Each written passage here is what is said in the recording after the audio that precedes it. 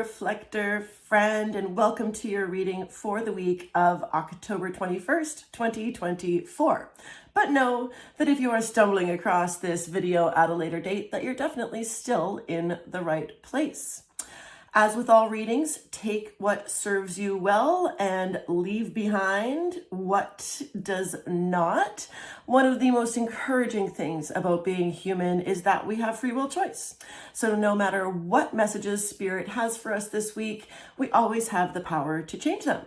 All right, today we are going to reach way up to the realm of dragons and goddesses for guidance.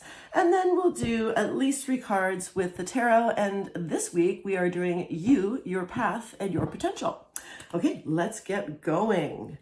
All right, it's my first time using both of these decks since I started doing tarot in HD. All right, so the dragons, we have the dark blue galactic dragon. Helps you listen to the voice of the universe. Ignite the codes of your master blueprint, aka your human design, okay? Access cosmic wisdom and enter higher service.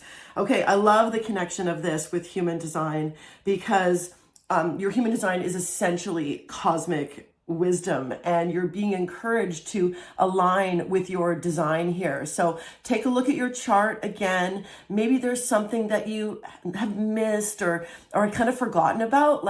So I live by my design, but that doesn't mean I remember every single thing about my chart all the time. So I find it very useful to go back and check and see and go, oh yeah, right. I have permission to do this, or I'm more in alignment when I do that, right? So you're being encouraged to go back and take a look at your chart, and so that you can help, so that it can help you listen to the voice of the universe and be more in alignment. Ooh, I love that reflector. And isn't that a beautiful, beautiful dragon?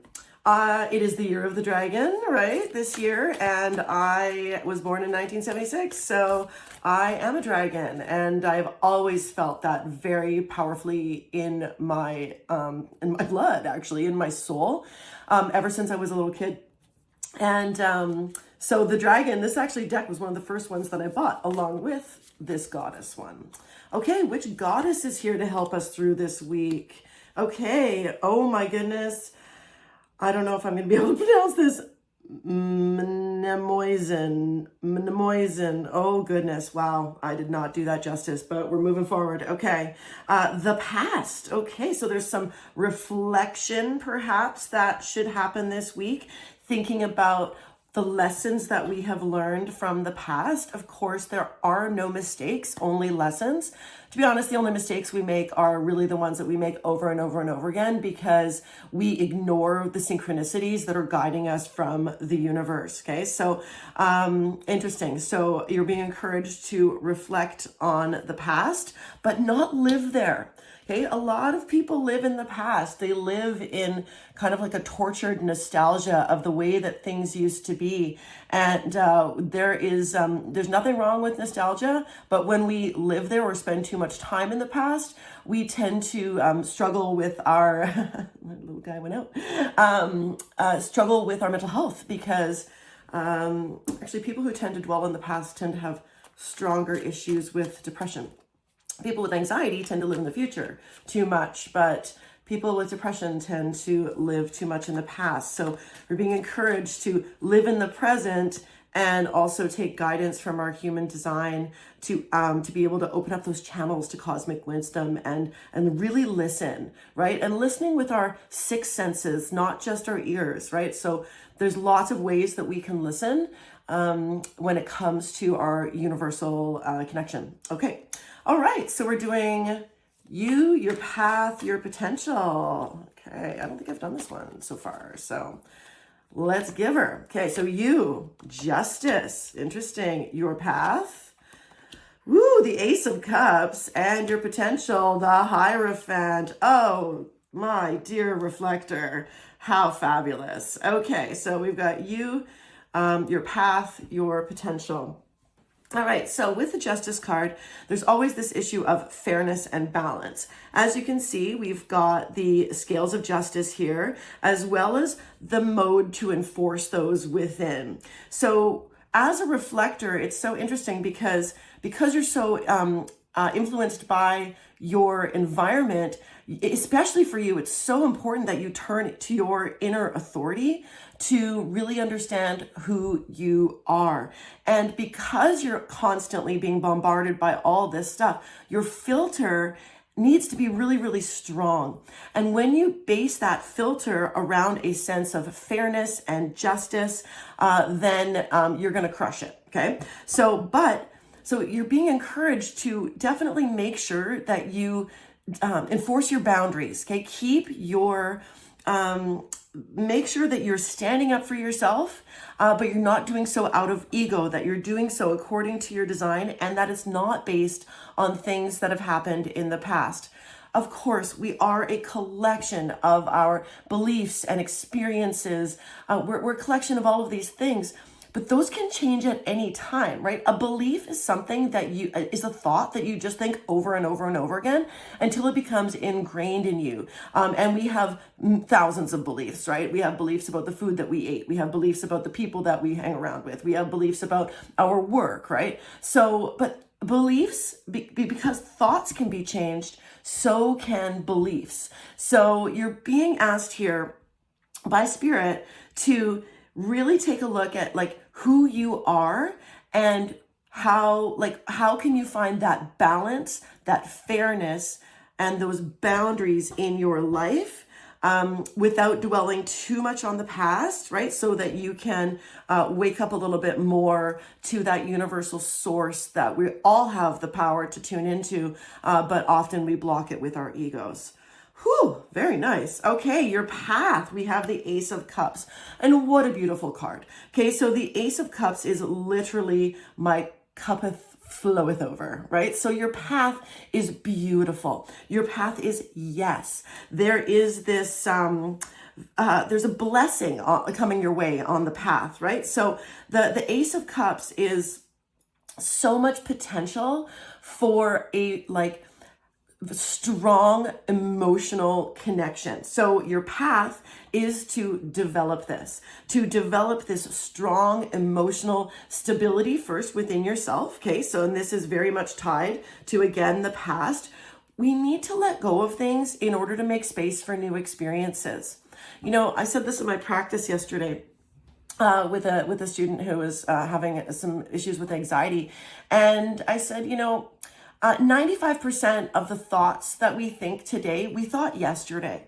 So that means only 5% are new things. And so again, like that belief system, this is how our belief system is made. So in order to actually change those thoughts, we need to input new information into our minds. Neuroplasticity is the brain's ability to change itself, but it isn't going to change by itself. We need to input new information into it in order to grow and reduce that 95 down to like 90, 85, 80.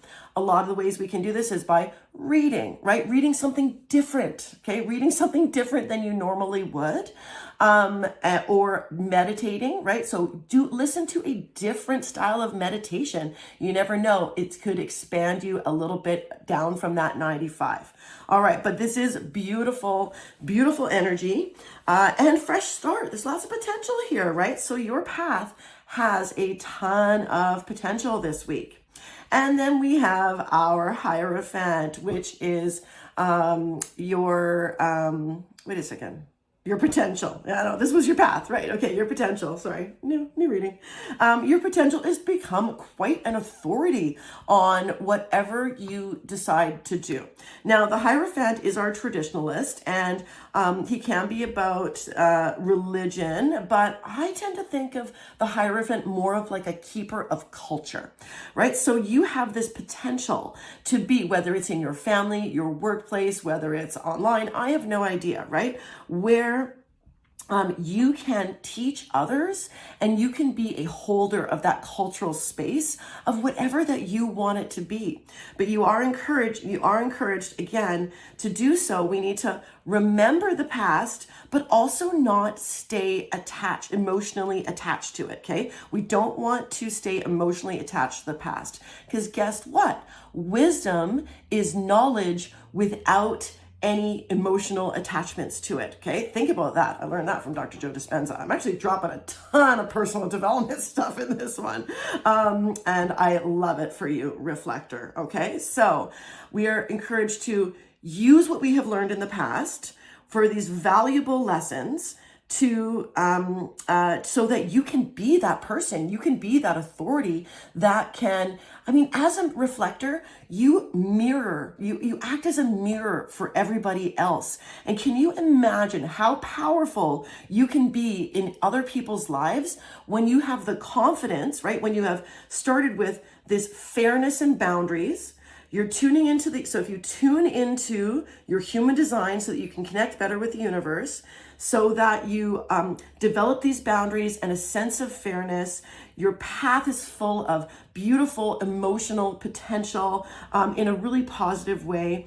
When we use the past of what we've learned without that emotional charge, right? Without that emotional charge, we become this incredibly wise person that then can help reflect back and really, really improve the rest of the world. Oh my goodness, Reflector, what a reading for you this week. I'm not clarifying anything. I hope you've gathered something really useful from this, and I hope to see you next week. Bye.